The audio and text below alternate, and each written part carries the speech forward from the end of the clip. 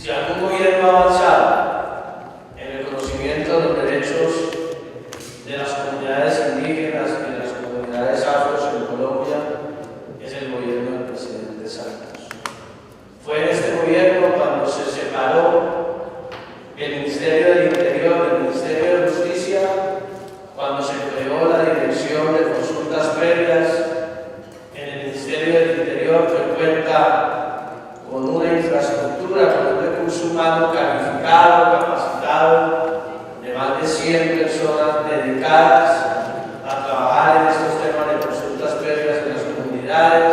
a cumplir con los ramas, a estar en contacto con las comunidades.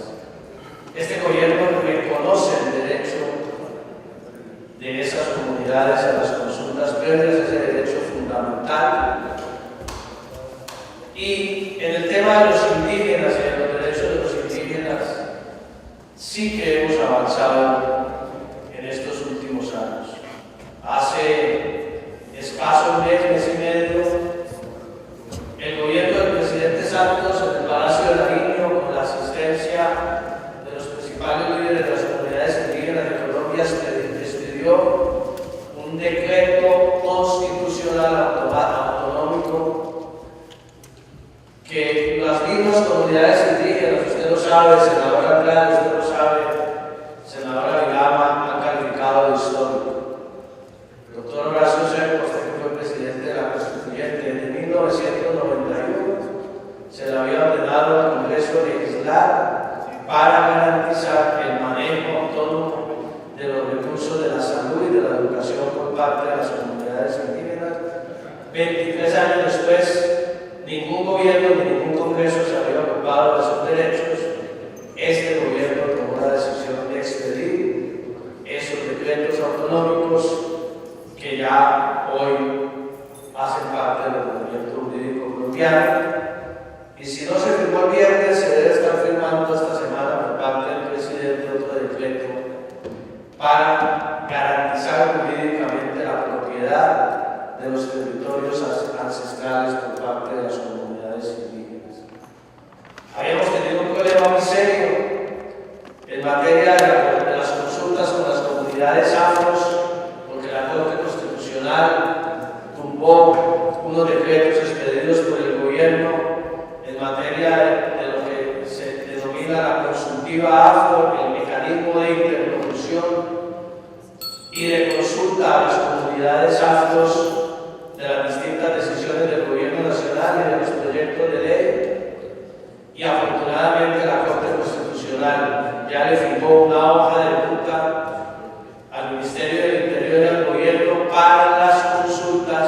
para saber con quién debemos consultar esos proyectos de ley, como el Plan Nacional de Desarrollo, que ya ha comenzado a prepararse por parte del gobierno nacional, como distintos proyectos de ley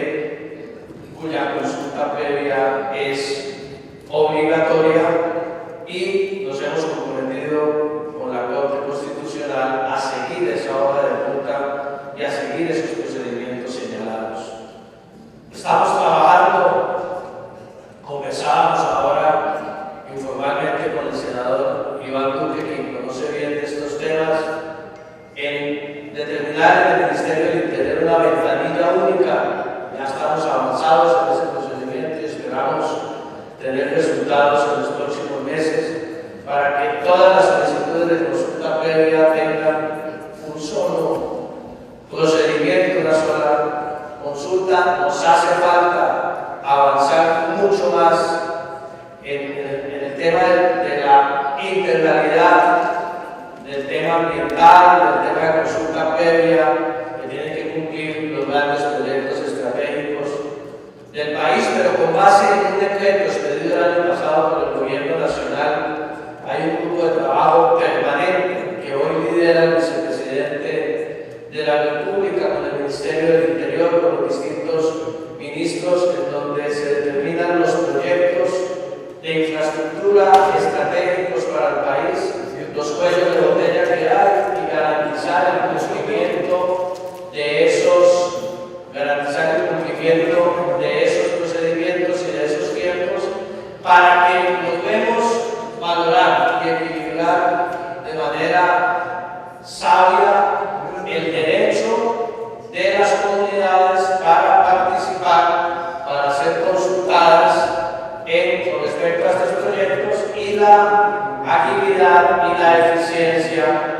que se debe tener para garantizar el desarrollo del país en materia de proyectos de infraestructura y proyectos